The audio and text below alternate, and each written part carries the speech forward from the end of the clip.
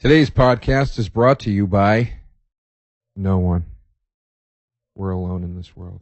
I'm with Joe DeRosa. Welcome to the show. I am Joe DeRosa, the last guy ever to start a podcast. Now, here's the thing. I'm a big fan of traditional talk radio. I like honest discussion. I like interesting subject matter. And what I wanted to do with this show was try to create that. So I have one guest come in for 1 hour, and we discuss one topic. And I have the guest pick a topic from a list of topics I created because I want to make sure we both want to talk about it. Today's guest picked the topic of synchronicity. I'm sure many of you are familiar with this concept, but for those of you that aren't, synchronicity is more than just the best Police album. And please tell me you know who the band The Police is. If you don't, I'm sorry. That's discussion for another podcast. Back to synchronicity. Allow me to sloppily quote Wikipedia for the bit. And by the way, I know referencing Wikipedia is lazy. I don't give a shit. Synchronicity is the experience of two or more events as being meaningfully related, not casually related. In other words, events happening not just by chance, but with purpose. Meaningful coincidence, basically. The idea is that, and follow me here for a second, the conceptual relationship of different people's minds, defined as the relationship between each person's ideas, is intricately structured in its own logical way and gives rise to relationships that are meaningful in nature. These relationships can then manifest themselves as occurrences that are significantly related. Okay, I'm done referencing Wikipedia. What the fuck does that all mean? Well, it's simple. Let's just say you and I are friends. I'm walking down the street. I'm thinking about calling you. And as I take my phone from my pocket to call you, you call me. Then I scream, "That's so weird. I was just about to call you." That's synchronicity. Get it? Stuff being in sync with other stuff, like all your Apple products. So, some call it fate. Others say it's cosmic. Others credit God. And I am not a great believer in any of those things. But I must say I have been utterly floored numerous times when experiencing what one would define as synchronicity. And almost every one of those occurrences involved my guest today.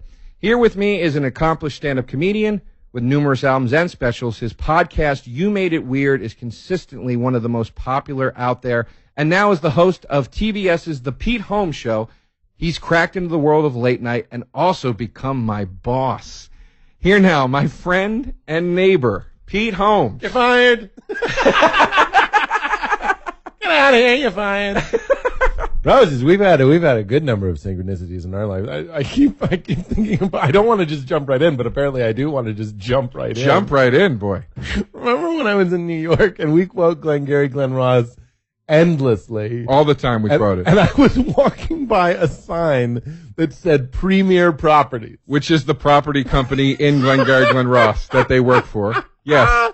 I take out my phone to take a picture and send it to you, right. And you called me while I was doing that. Yes. Like, so one of the fun things about having your phone be your camera is that moment. It can be interrupted.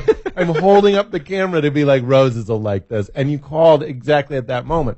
Here's the thing. People that listen to my podcast know that I love looking for magic. You and I are, we're similar people. We've had a lot of conversations right here in this apartment where we dabble in everything being bullshit, so I'm open to that as well. Right. But I'm also just chemically and in my heart, I'm a playful guy. I like getting messy and things that are kind of unexplainable. Right. And I enjoy the dopamine that my brain releases when I play in those realms. Absolutely. Absolutely. And I think too, as you said, we sit here at this very table.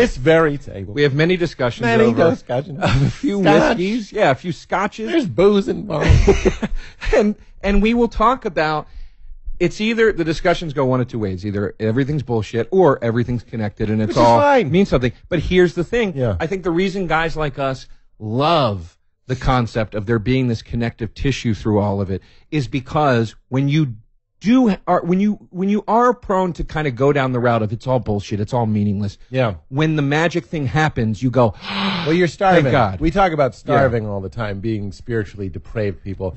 I believe our culture, specifically our LA, New York comedian culture, I'm not talking about the country, our culture can be spiritually depraved, starving, and communally depraved. Even though we have a pretty good community going, it's only one type of person. It's all fucking comedians. We're all doing the same shit. Yes. So we're lacking in certain social and spiritual nutrients. Absolutely. I would say. So when things like us and critical, I like to think of myself as a critical thinker. I'm open to lots of possibilities. I'm turned on by atheists. Intellectually turned on. It excites me. But more and more, the more atheists I have on my show, which is most guests, I start losing my taste for it. I start noticing that I like talking with people like you who will at least play with it. Even if in a recreational way. Let's consider that when you call me right when I'm texting you, the thing that I saw, what if our brains fired in that moment? What if there is some sort of collective unconscious that you and I were tapped into in that moment? Sure. It happens a lot with us. Sure. Yeah. And I think too, the nature of the comedian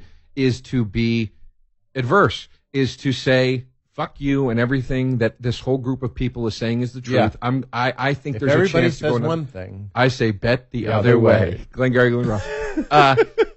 So for me as a comic and somebody that definitely comes more from the atheist side of things, when I start to get around people where everybody's going, it's not possible, it's dumb, there's no God, then I just start to organically go, screw you, don't tell me that there's no, I'll figure it out. Right. Well, that's the thing, is there's some of us that are looking for magic, and then there are those of us who aren't. And those of us who are, as I'm saying, looking for magic, need the other ones. They're building the cars and they're flying the plane. You know what I mean? We need type A people that are very practical minded. I can't have everyone like me staring at the clouds and hypothesizing 15 different afterlife scenarios. You know what I mean? Nothing would get done. Where did Bill Gates go? He's outside staring at the clouds. Exactly. I need to talk to him. The company is hemorrhaging money. Exactly.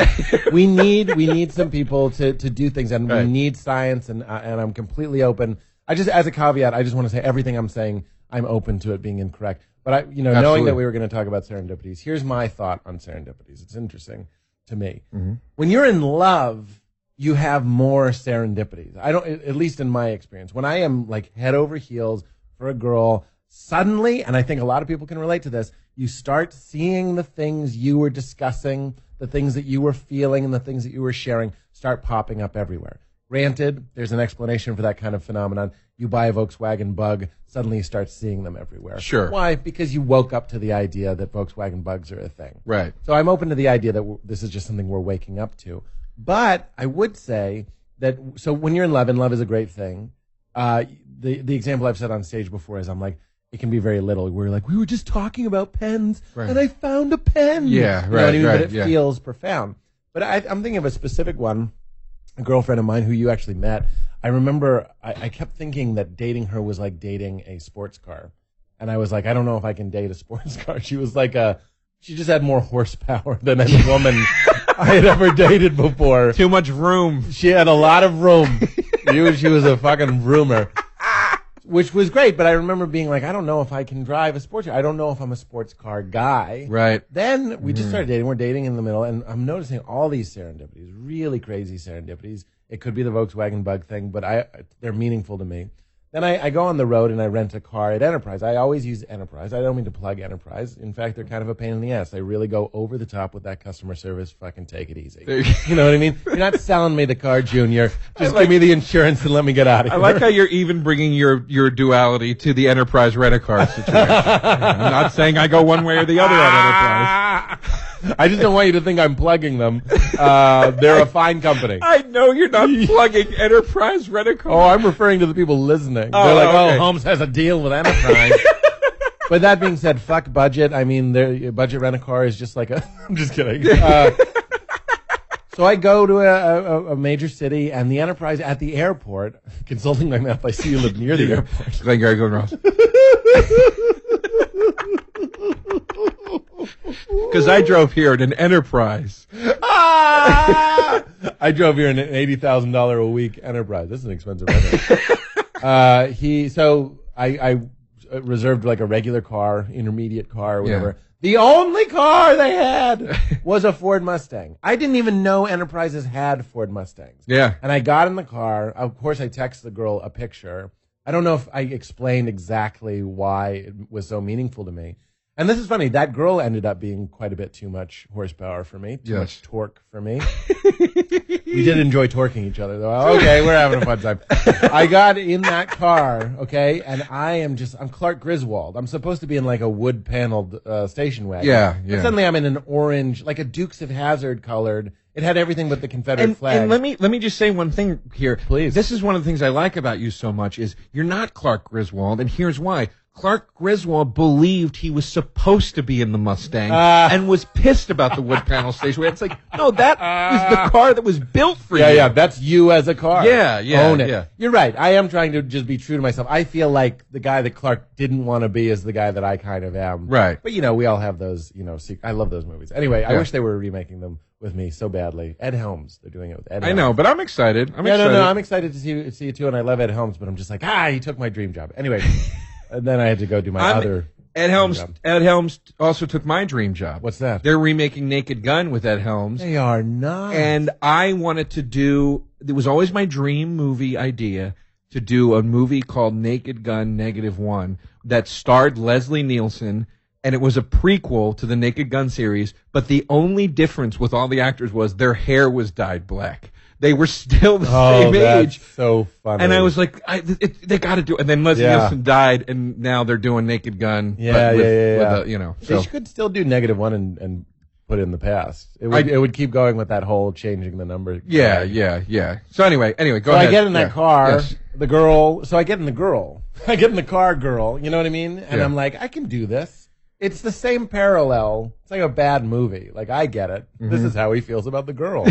So I start driving just out. I haven't even left, like, what would be territorially known as the airport. Right. Somebody in a car next to me starts honking and pointing at me. And I'm like, oh, yeah, this is what happens when you're with a hot broad. A lot of people stare at your girlfriend. And when you drive a Mustang, a lot of people honk and point at you. So I gave him like a wave, like, yeah, I know. You know what I mean? Like I should have had my sunglasses on the beak of my nose and like a cigarette and just been like, yeah, pal, I'm where you want to be. I love that it didn't even cross your mind. Maybe they're honking because they recognize me. No, it's all about I'm in a fancy car. It was the car. And then he gave me like, no, he's like, no. Somehow he communicated this non-verbally, through two closed windows, his and mine. Like, no, I'm not saying hello or nice car, but he also put thumbs up like, yeah, nice car, asshole. Right. Like, he somehow conveyed facially and with his hand, yeah, you got a nice car. Right. And I can see the UPC symbol on the side, so we all know it's a rental. Right. But he goes like, yeah. Your trunk is open. Like, my trunk was open and flapping. I was driving around with it, like, opening and closing, and I didn't even realize it. And I was like, oh. Couldn't handle the girl either. You know what I mean? Like, her trunk was also open in quite a few ways. That does not sound right. We didn't have anal sex. I love the visual of the flapping trunk. Yeah. Because it does look similar to like a big goofy guy's flapping mouth, like as he's falling. Yeah. I'm in a sports car. God, I couldn't handle that car. That's so incredible. Oh, yes. Now, well, here's the thing. Yeah. Given our theme today, do you think that maybe the universe, we always talk about the universe. I know. And we think that when these Roses, it happens all the time with us. It does. And we think that these little in sync moments or whatever are a result of the universe, connectivity, whatever you want to call it. Do you think that also, that moment could have been the universe stepping in and saying, Pete, you're in a bad situation. Yeah. Here is a literal almost red flag of a flapping It's an trunk. orange flag. Yeah. Get out. Get out. I guess, literally get out. Get out of the car. Yeah. Shut the trunk. Yeah. You know? It's falling apart. Yeah. I would say my answer to that today, and it could be different in an hour, but right now in this interview today, yes, my answer is, what's the difference? I took it that way.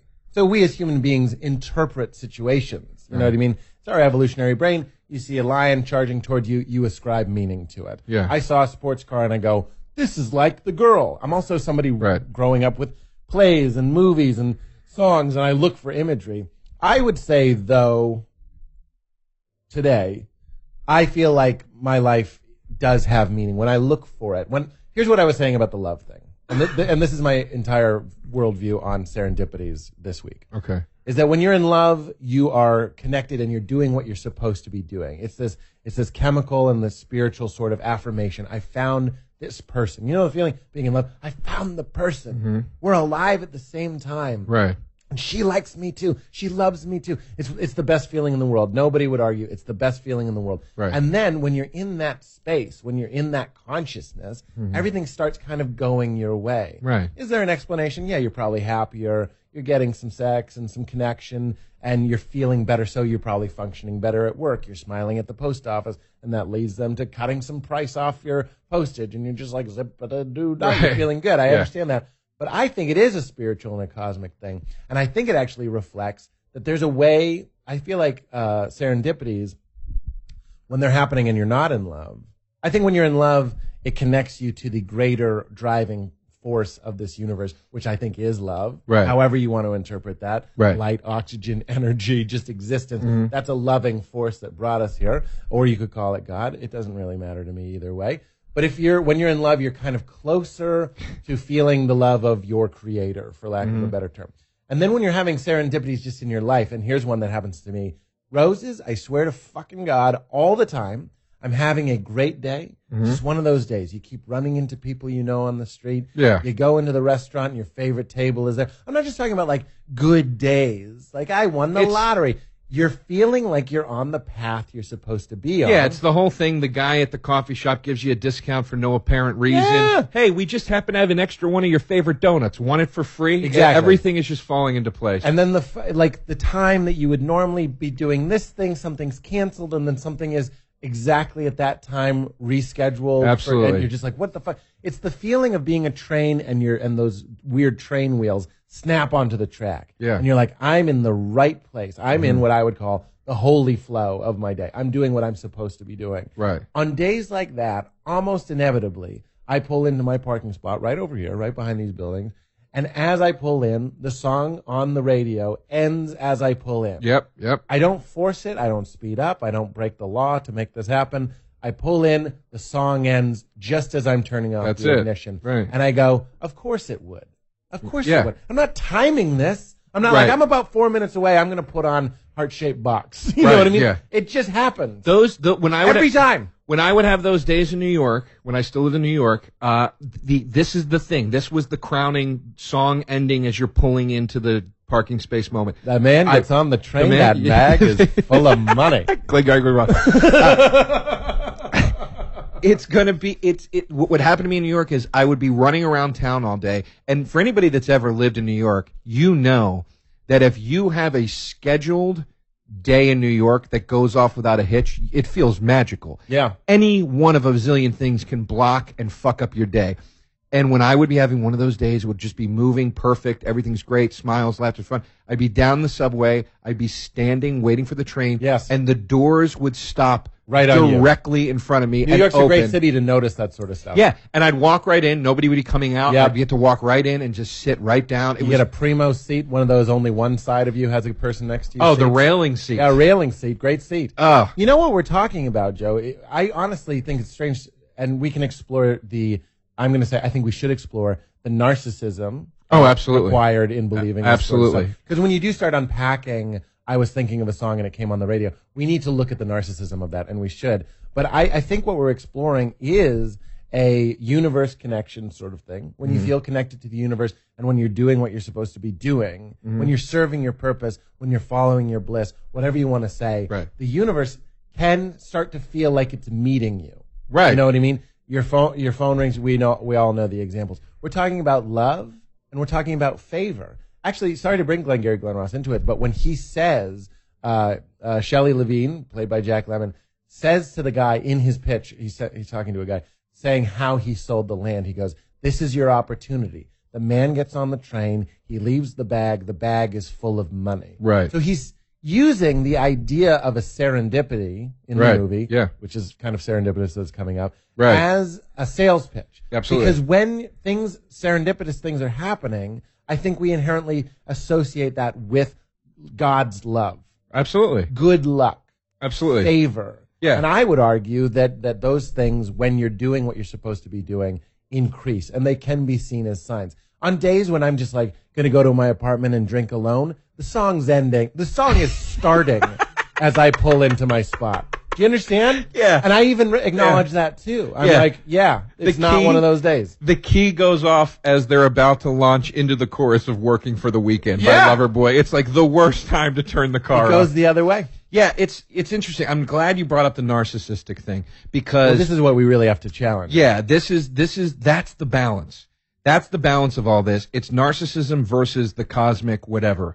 And you want to be able to be the guy that is aware of these things, that experiences them, that's open to them, but you also don't want to end up being Jim Carrey in the movie Number 23, where you're walking around sweaty going, it all means something. Yeah. And everybody's going, dude, relax, man. Jesus Christ. Yeah. You know? So it's a tricky balance. It is a tricky balance. Well, we're talking about because that's what we need to unpack with the narcissism. Right. When I think, and this happens to me a lot, I have my iPod on and it's on shuffle, and I think about a song. Right. In fact, our friend Pat Walsh told me that he's a huge music guy, and he had his entire iPod on shuffle. Did he tell you this story? He didn't. Can I tell you one quick thing about Pat Walsh? Please. Very fast.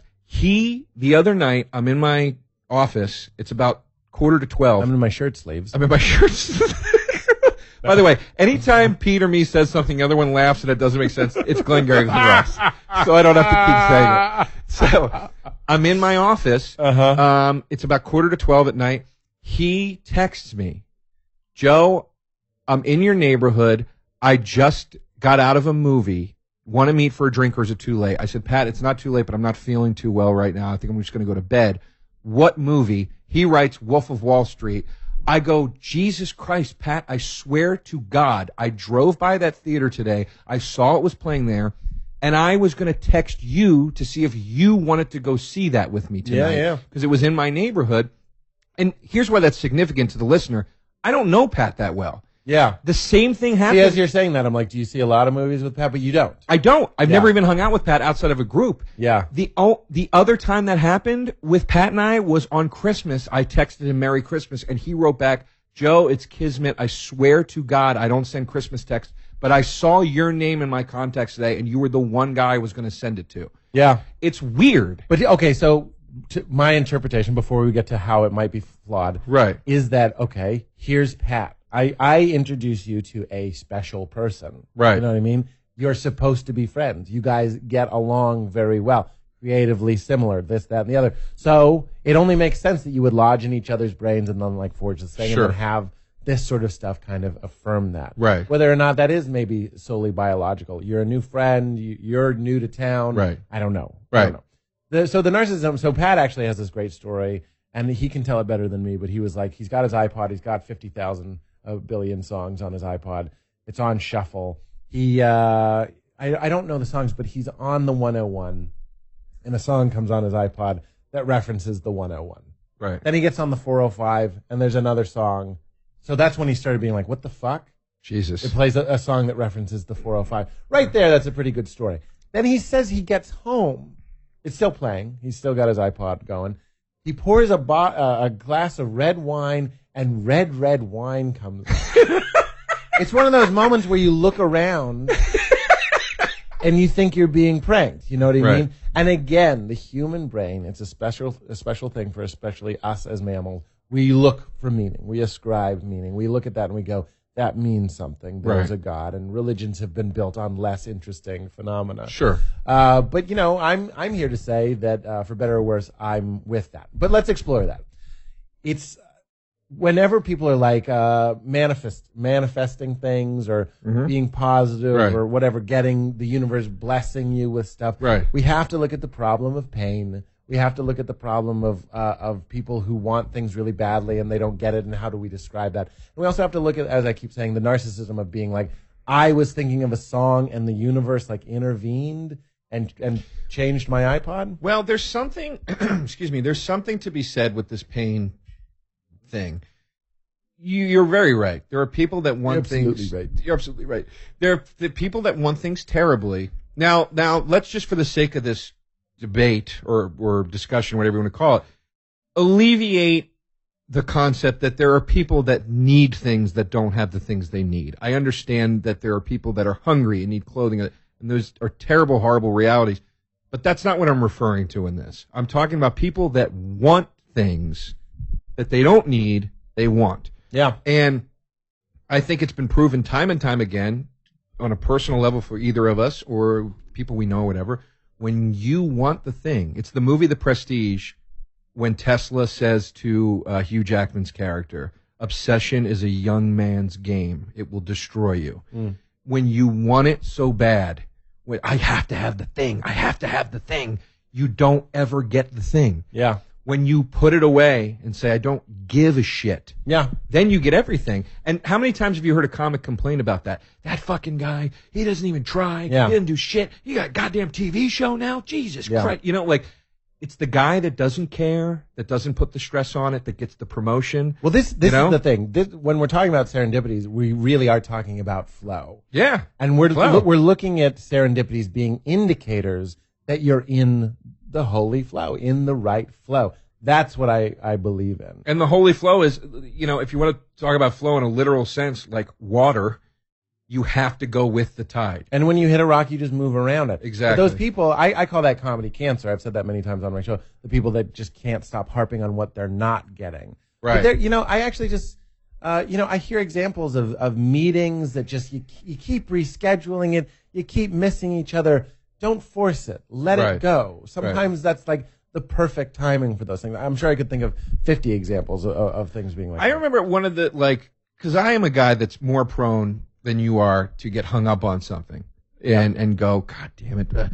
And I've worked very hard over the years to get away from that. But sometimes it does get the best of me. Your insecurities well up and whatever. And I remember when I first started to do the downtown rooms in New York, not first started, but when I was really starting to crack into like some of the bigger New York downtown shows like Sweet, and those other people would know them as alt rooms. Yeah, the alt rooms. I like that you call them down. Yeah, the sort of staple shows that I kind of felt like, will I be accepted? I won't be accepted, and all your bullshit's fucking with you. I remember the like second or first time I did Sweet, I went in and I just said, I'm not going to care about that anymore. I'm just going to be me and I'm just going to have fun. And that was the night that a producer from This American Life approached me and said, I'd like to interview you for a story. And I thought to myself, my God, the second I let go of the fear of this thing, I understand, like one of the ultimate flagship things from this scene, this radio show that's adored, was like, hey, you're good enough. We like you. Yeah. And it never would have happened had I gone in there and said, I have to figure it out and I've got to change this and whatever. Right. So that flow thing is so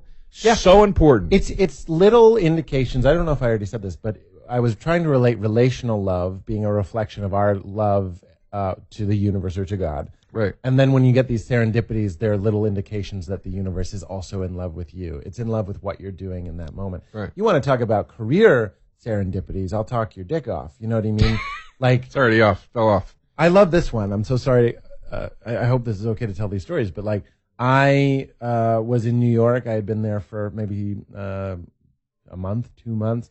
I really wanted to. You're talking about when you first moved to New York. No, I had been there for 6 months. I'd been there for 6 months, and But in the beginning of comedy. Yeah, You're not saying like you went back and visited from L.A. You're saying when you first moved to New York. I'd been doing comedy for 3 years. I got you. And then I moved to New York. Now and then I was there for 6 months. And then I had just started because of my dear friend. I can rewind the story as far as you like, because Jesse Klein seeing me and getting me on Best Week Ever was another serendipity. Sure. I'm going to tell you, because I did a show at UCB. The first time I got in at UCB, it took a long time. How long? A long time. A long time to get there. And then Nick Kroll was there. Mm-hmm. That right there is just like, what? Because the show that I wanted to do the most was a show that he hosted with Jesse Klein. I don't mean to sound so Machiavellian, but I wanted Nick to see me, and I wanted Jesse Klein to see me because Jesse Klein was an executive at Comedy Central at the time. Yes. And I wanted to be on Premium Blend. These were very specific goals. That is what I wanted very badly. Not in a crazy way, and I wasn't being really deliberate or snaky. No, it's a goal. It's but okay to have goals. I wasn't really networking. I was letting my career network for me. I wanted to do that show and let the act speak for itself, sort of thing. So Nick was at the show. The one time I finally got in, Nick happened to be there. Nick happened to watch me. How preposterous is that? Right. Who watches what? Right. He watched me. He books me on his show. I do his show. He's not there. Jesse Klein is. Right. Okay. That's another serendipity. I do well. Jesse says I should do Best Week Ever and I should do Premium Blend. She helps plug me in. Of course, there are auditions and tapes involved, but Sure. she says you should submit. And I do, and I get it. Then I start doing Best Week Ever, and then around the same time, this guy named Avi Gilbert, who I'm still very grateful to, he showed an early... Avi and I started in comedy together. Is that right?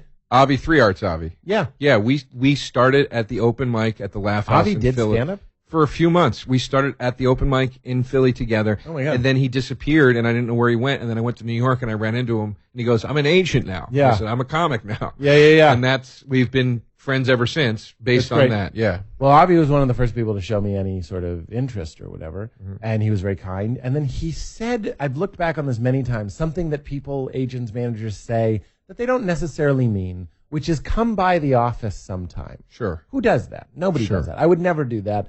But I had so little going on. I was walking around. I had just done an audition or something. I realized I was very close to his office. Right. I looked Consulting your map. consulting my map. I saw that I was very close to his office. I Right. took out his card, which I still had on me, and I called the number. I said, Avi, I'm right by your office. Can I pop in? And he said, yes.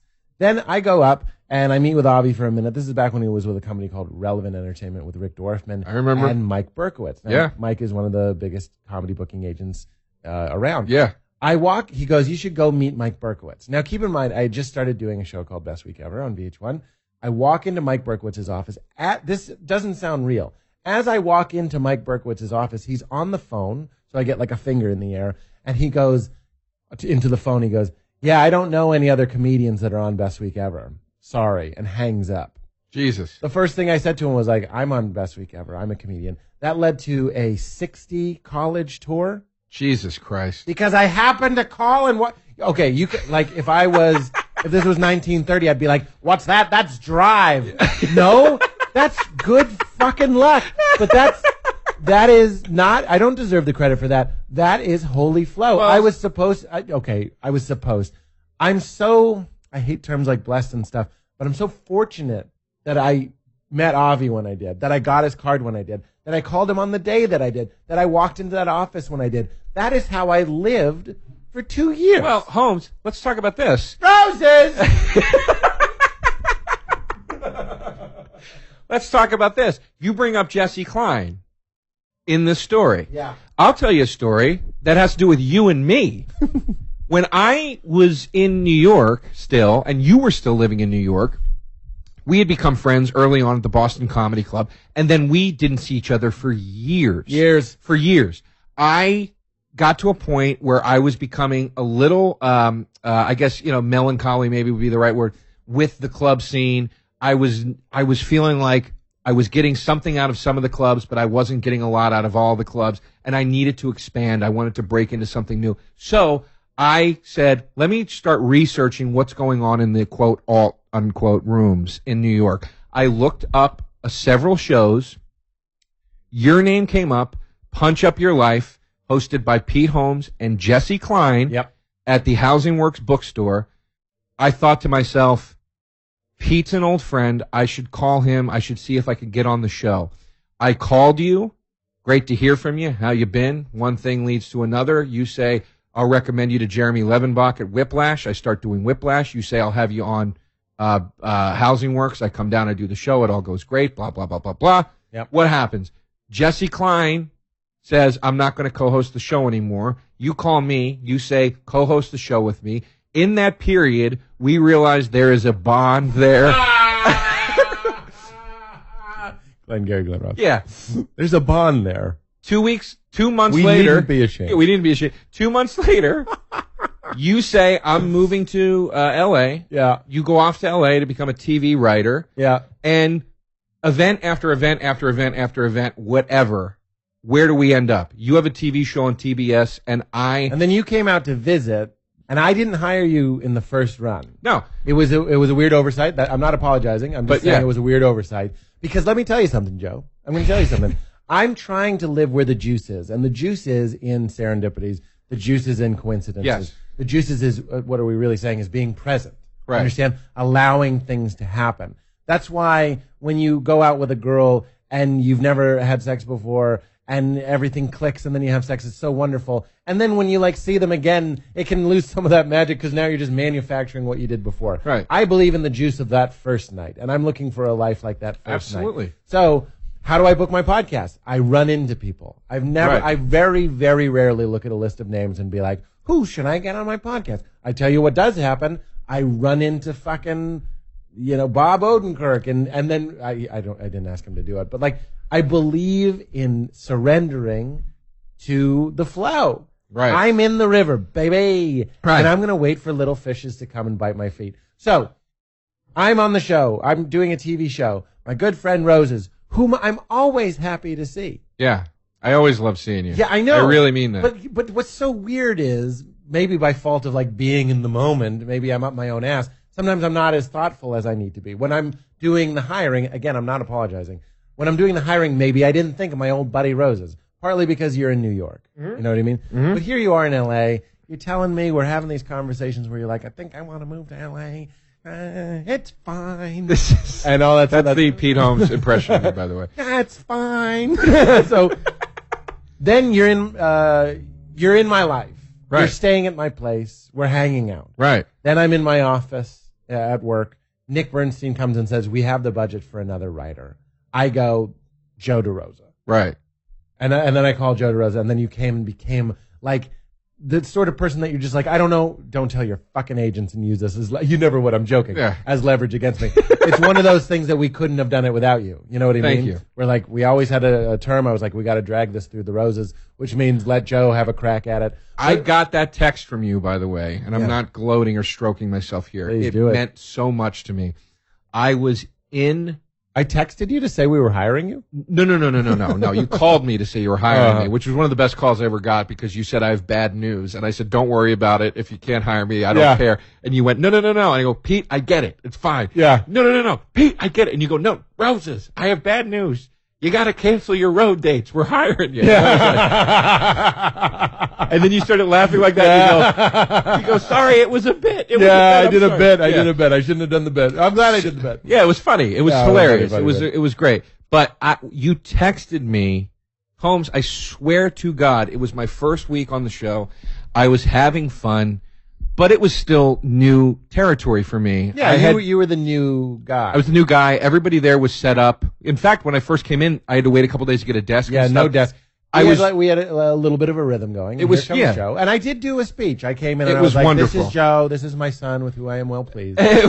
Biblical reference. Yeah, it was wonderful. Everybody was so accepting. Yeah. But you're still, at the end of the day, getting dropped into this rhythmic pool that's already on its thing. So you have your moments of like, am I doing okay? Am I doing it right? Yeah. Whatever. And I was sitting in my car applying for this apartment that we're sitting in. I was filling out the application for this apartment in my car down the street at the AutoZone. Yeah. And it's 9:00 one night after work, and I'm feverishly filling it out. And as I'm writing the Pete Holmes Show as my employer. Yeah, weird. I start thinking like, I'm doing good. I'm doing okay at the job. It's only the third day, but I think I'm doing okay.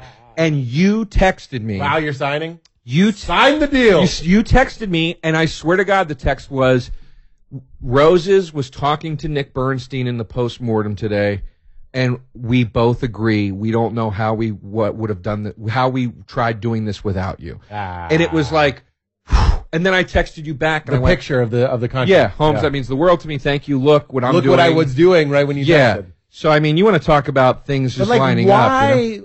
See, I'm with you.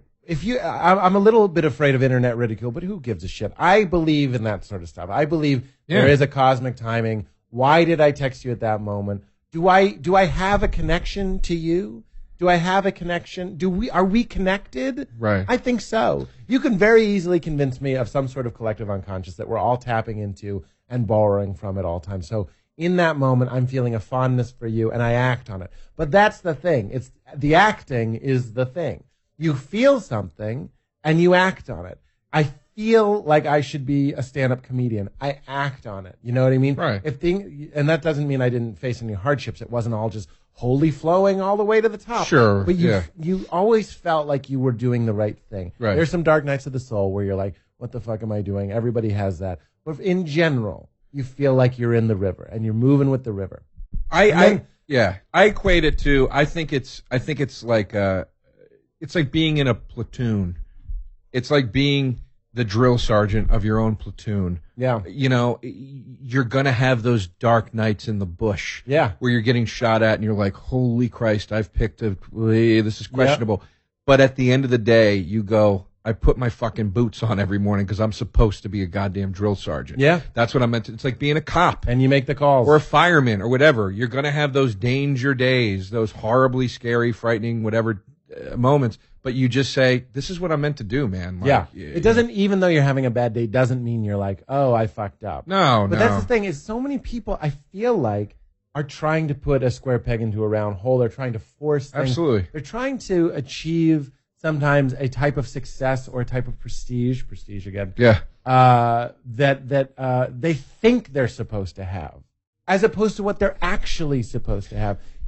We have a hard time getting that shit out of our water, filtering it out of our true purpose. Right. You go like, oh, I'm supposed to be rich. Says who? Or I'm supposed to be famous. Or I'm supposed to be a dancer. Or maybe you're supposed to have a regular job, straight, quote unquote, a straight job. Right.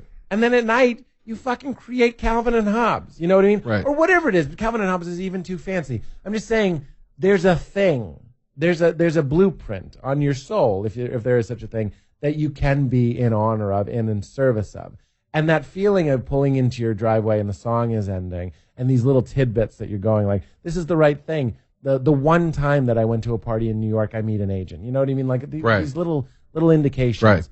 Then once you start acknowledging that, and I think we've gotten to this place here, is Joe comes into my life, I hire Joe. I could spend more time crunching, making T graphs and crunching things and being like pros and cons and what's the kind of voice we need. Or I can just listen to my spirit and go, oh, I've been knowing we need a stand-up. I've been knowing we need somebody that's a little bit more ranty, somebody that's a little bit saltier to my sweet, because you know how salty I can be, but we have a lot of the sweet helpers. Now we need some salt helpers. Right. And then it's still happening. I don't want to get too ahead of myself, so I'll be, esoteric here. But I did a show recently, and I barely do shows lately. I've been touring a little bit, but I mean like in town. Right. Then I went and did a show, and on the show is like one of the guys, just another kind of guy that I'm just like, oh, he would be great on the show. I don't know if it's going to work out. I'm not saying I'm going to hire him. Right. But it did make me think about him. Sure. And I told him, I was like, I wonder if you'd be available. No promises or whatsoever. But that's the sort of life I'm living. Right. That's the sort of life we should all be living. And when we're at our best, we're open to things. Open heart. I have a Post-it note above my refrigerator that says open H. It means open heart. I'm too embarrassed to write open heart. Right. I know what you I mean. have people over. I know. It says open H. And as I'm drinking water in the morning from the fridge, I'm just remembering, have an open heart. Be open. Romantic and sexual love is such a good microcosm of how we're supposed to participate with the universe in general. When you go to a party, the beautiful thing about like all these people, and like let's picture the same party, like a classy party. You know what I mean? Yes. It's not at the Ye Rustic. We're like a nice party. It's a holiday party. People are wearing jackets and dames are dressed to the nines. The Ye Rustic, by the way, is a shithole bar.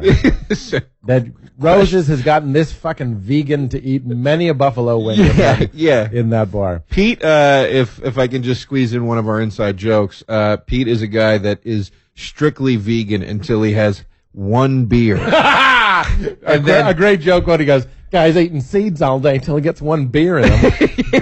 It's true. Pete has a drink of something, and it's just like, let me tear the flesh from the bone. Yep. I'll eat the bone. It's fucked up. For me. Anyway, that's not always true. It's pretty good. Anyway, we're at the classy party. Yes. What is happening on a good night? And again, looking at this as a microcosm of how we are to interact with the world. If you're being present and you meet somebody and you're paying attention, we're not expending our resources alone in a cave looking at pornography, and we're not just like fucking holding ourselves off and putting up cobblestones until we're inside of a turret that you can barely get any light in. You're outdoors, you're in a scene, you're paying attention, you're smelling, you're seeing, you're winking, you're flirting, you're connecting Right. You're paying attention. Yeah. You're sending, you're receiving. Right. They're receiving, you're sending. It's a wonderful thing. And something happens, something clicks. And that's why fucking is a spiritual thing. It's a godly thing. I honestly believe it. It's like church. When it's good. We've also had our darker experiences. Of course. But when here's it's the right, thing. in this party experience, Here's the that's thing. a serendipity. Absolutely. That you can put your dick in. This has been Joe DeRosa. One topic, one guest, 1 hour on the No Network Network. There's no network. No network. There's no network. This podcast today started with me saying this podcast was brought to you by me because we're alone in this world. As we then launch into a whole thing about serendipity and synchronicity. Funny. Yeah, but anyway, that's fun too. But here's what I like about what you just said. You talk about the godly experience of sex, and it is when it's good, it's wonderful. It's the ultimate in sync. It's the ultimate. It's plugging the phone into the computer and iPhoto opening up and go, I know what to do. I know what you need me to do with this phone right now. Yeah. And when it's bad, I really think that's why it's such a betrayal. It's a betrayal. And that's why falling out of love is also a betrayal. Synchronicity is just being, again, love and favor. And when you fall out of love, when you're heartbroken, that's when nothing clicks. And that's when no one is reading the book you're reading. And the parking spot is not even available. There's a dead body in your parking spot. Some other guy's dick is in the parking spot. Exactly. And it's raining on only you. And you know what I mean? Those are reflections of our heart. And those are both instances of whether or not it's literally or scientifically true. Those are instances both where it feels like our condition and our consciousness is affecting our environment. Well, here's what I'm taking away from this discussion so far. 1 hour, one topic. Welcome to 111, one topic, 1 hour, one guest, 111 with Joe DeRosa. I'm seeing ones everywhere since I started this podcast. Here's my take on so far, at least. I think basically what we're getting at here is maybe it's not a magical thing at all. Maybe it's when you let the flow carry you, when you go with the tide, it works. And when you don't, it doesn't. You know, with the sex thing, for instance, we talked about bad sex and the betrayal. Now, I don't mean by that, and I know you don't either, that means all sex has to be lovemaking. It all has to be with the person you're in love with. It can't ever be casual. That's not what I'm saying at all. But your body and brain know the difference between having a casual and lax sexual experience and I'm just trying to get my nut off right now, and I'm not connected to this person in any way. That's why you feel dirty after certain physically. sex. Yeah, right. And that's why you feel dirty after certain sexual experiences and not at all after others. Yeah. You know, but you know, my thing is, or what I'm trying to say is that I think what we're really saying here is like, well, that's what I'm saying. Well, that's what I'm saying. When you go along with the flow, it carries you. When I talked about the punch up your life thing, saying, that's a show I got to be a part of. My buddy hosts it. I need to go down there. I need to break into this. There was no serendipity necessarily in the sense that we're talking about it. To me, coming down to the show and having a good set and then getting to co-host it with you. But what it was me saying, I want to go in that direction. I aspire to be there.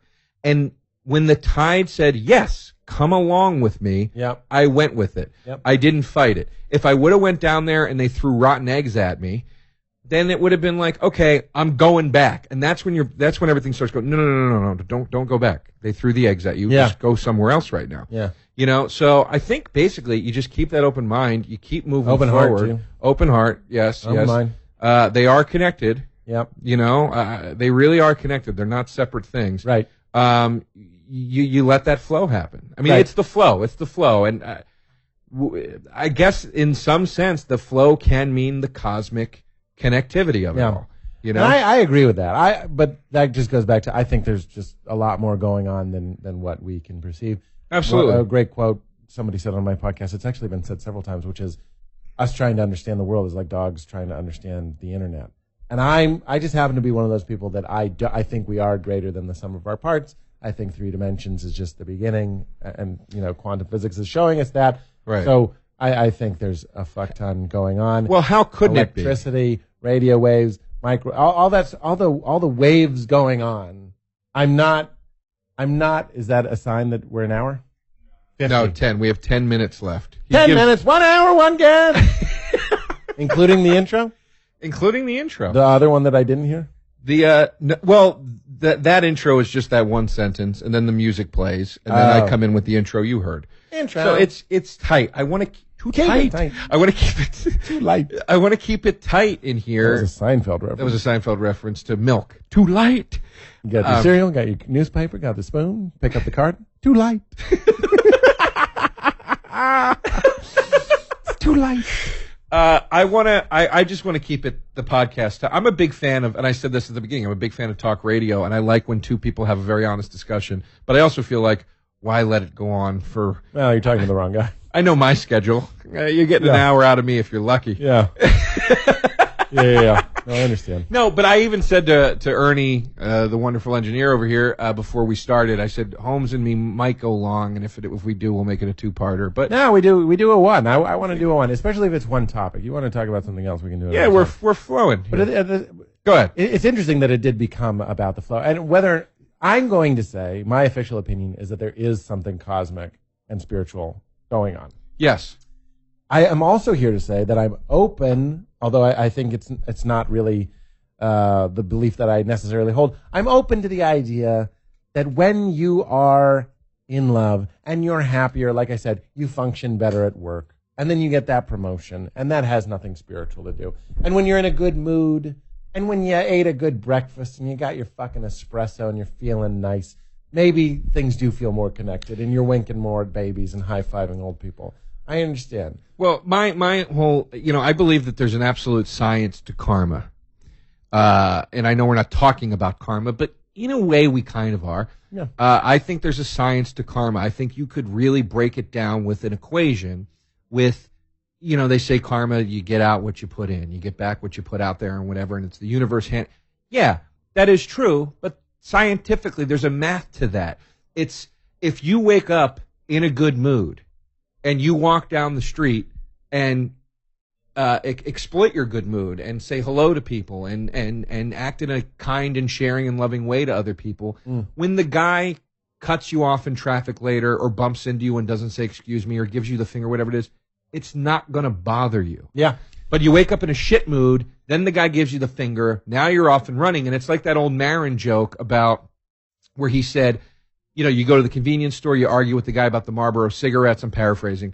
The guy is a jerk. You yell at him. He yells at you. You go home. You kick your dog. And then somehow this all ends up in the Middle East. Yeah. It really is that. Yeah. I agree with that. But you know what I think is really interesting about what you say? I've been giving this some thought, is so much to do with how you wake up in the morning, at least for me, as somebody who remembers his dreams, has to do with what I was dreaming about. And I actually think that brings in a little bit some of that kind of cosmic thing. If I dream about sex, I wake up horny. If I dream about good things, I wake up feeling good. If I dream about arguing and fighting and negative things and reliving bad things, I wake up angry. So all of this kind of starts from a subconscious sort of thing that none of us are paying attention to. I actually think one of the dreams are so uninteresting to people. No one wants to talk about it. But I actually think it's a huge reflection on most things spiritual. Well, here's the thing too. It does start with the subconscious foundation. However, I think the conscious track you go on from that affects the subconscious too. In other words, what I'm trying to say is, or can be affected in the wrong way by the subconscious. You can dream about good things, but I've certainly had situations where I dream about something wonderful and wake up and then am in a bad mood because it wasn't real. You dream about the perfect girl and the situation that's beautiful and so magical and whatever, and then you wake up and it's not there. And you can take that and go, I'm going to say, fuck this is bullshit, I don't have that, and start your day like that. Or you can wake up and go, that was really nice, and that was a pleasant thing to think of while I slept. I don't get the girl, the guy's got a TV show, and I don't get the girl. Right. Or you can just be like, that was a dream, flow with it, baby, flow with it. It was a dream, keep moving, keep moving. Yeah, and that's really all it's about, is flow, keep with it. Is it magical? I don't know. Is it cosmic? I don't know. Is it God saying yes to certain people and no to others? I don't know. But at the end of the day, you go with the flow. Fucking A. Baby. What do you want to plug? One topic, one guest, 1 hour with Joe DeRosa. What do you want to It plug? was fine. I don't know. When does this go out? February. I told Kurt February 1st. This is on the 1st or the 15th of February, one of the two. So let's say the 1st. Plug for the 1st, and let's hope for the best. Well, February 24th, the Pete Holmes Show comes back on after Conan. So either way, this works. And PeteHolmes.com for info. And clips from the first season. Great. Check it out. Great sale, Shelley. Great sale from the store. Fuck her. Like Gary Gomez.